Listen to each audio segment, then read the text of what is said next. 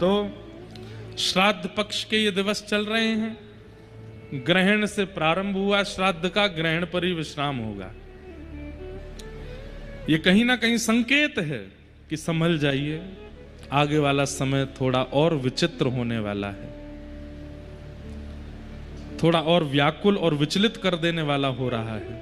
इसलिए आप सब लोगों से हमारी प्रार्थना, हरि स्मरण, भगवत स्मरण और अपने पूर्वजों का स्मरण, आचार्यों का स्मरण, गुरु स्मरण करते करते अपना जीवन यापन कीजिए, ताकि आपकी रक्षा हो सके। नहीं तो समय कुछ भी स्थिति दिखा सकता है।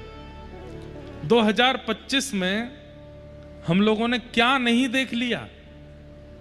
जनवरी से अभी कौन सा चल रहा है, सितंबर, भारत पाकिस्तान का युद्ध देख लिया, विमान का हादसा देख लिया, समुद्री सुनामी आ गई जापान में, कितने अभी पूरे भारत में एक नदी ऐसी नहीं है, अरे पंजाब की ऐसी ऐसी नदियां जिनों में 30-30 साल से जल नहीं था, उनमें भी पानी आ गया। और पानी नहीं आया, ऐसा पानी आया कि गांव के गांव बह गए। हिमाचल में, उत्तराखंड में कितने, एक शहर का तो नामो निशान खत्म हो गया, कितने लोग मारे गए उसमें। हर दिन कुछ ना कुछ हो रहा है, एक दिन भी बिना किसी विचित्र परिस्थिति के नहीं निकल रहा है। मैं आप बचे हैं क्योंकि ठाकुर जी हमारे चित्त में किसी ना किसी रूप से बैठे हैं। लेकिन कल का हमारा भी भरोसा नहीं है। रात्रि में सो रहे हैं, पता चली सुबह कहां हो गए, वो समुद्र ही आ गया मध्य प्रदेश तक। इतनी जोर की उफान भरी महाराज की, बह गए सब। कहां व्यास जी, कहां यजमान जी, सब डूब गए, किसी का आता पता नहीं।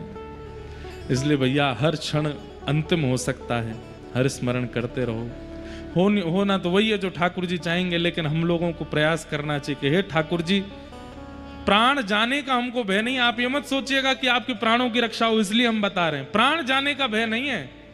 लेकिन पृथ्वी पर आकर के बिना ठाकुर जी का साक्षात किए अगर हमने प्राण त्याग दिए तो ये हमारा दुर्भाग्य होगा।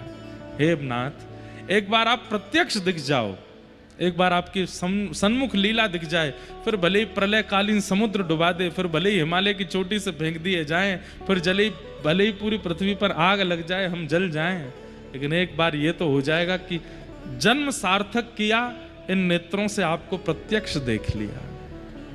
इसलिए नाथ कृपा करो।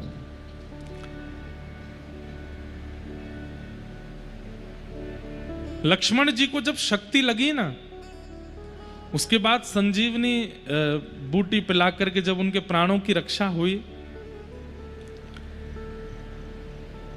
तब किसी ने लक्ष्मण जी से प्रश्न किया कि हे लखनलाल जी,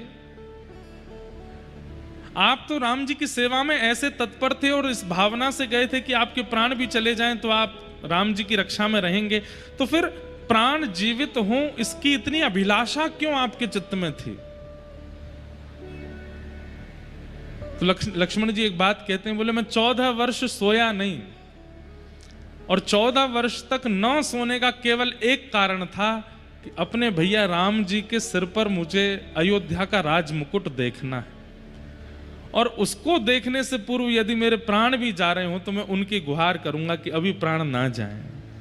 एक सवैया जैसा गाया जाता है, कागा सब तन खाइयो, मेरो चुन चुन खइयो मांस, दो ने नामत खाइयो, मोहे पिया मिलन की आश।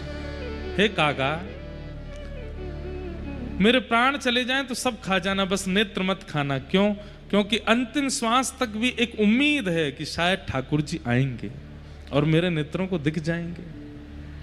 तो ये जो परिस्थिति पूरे विश्व में चल रही है, इससे रक्षा, प्राण बचे हमारे, वो प्राण बचा करके धन कमाना है, ऐश्वर्य कमाना, उसके लिए हम नहीं कह रहे हैं। प्राणों की रक्षा इसलिए हो कि एक बार राधारमण जी को सचल देख तो लें, उसके बाद भले प्रलय आ जाए, जो होना हो जाए, एक बार देख तो लें ठाकुर जी को, जिसके लिए इतनी कथाएं सुन रहे हैं, करा रहे हैं, कर रहे हैं, उन ठाकुर जी को देख तो लें एक बार। ऐसी भावना है। इसलिए भैया ये श्राद्ध पक्ष अभी चल रहे हैं, अपने अपने पितरों का स्मरण करके उचित रूप से, जैसे आपके कुल पुरोहित और प्रांत का नियम हो, मध्य प्रदेश के अलग नियम होते हैं, उत्तर प्रदेश के अलग हैं, दक्षिण के अलग हैं, तो जैसे प्रांतों के नियम हैं वैसे नियम से आप लोगों को अपने श्राद्ध कर्म और आदि आदि कर्मों को करना चाहिए। अभी सूर्य ग्रहण आएगा ना,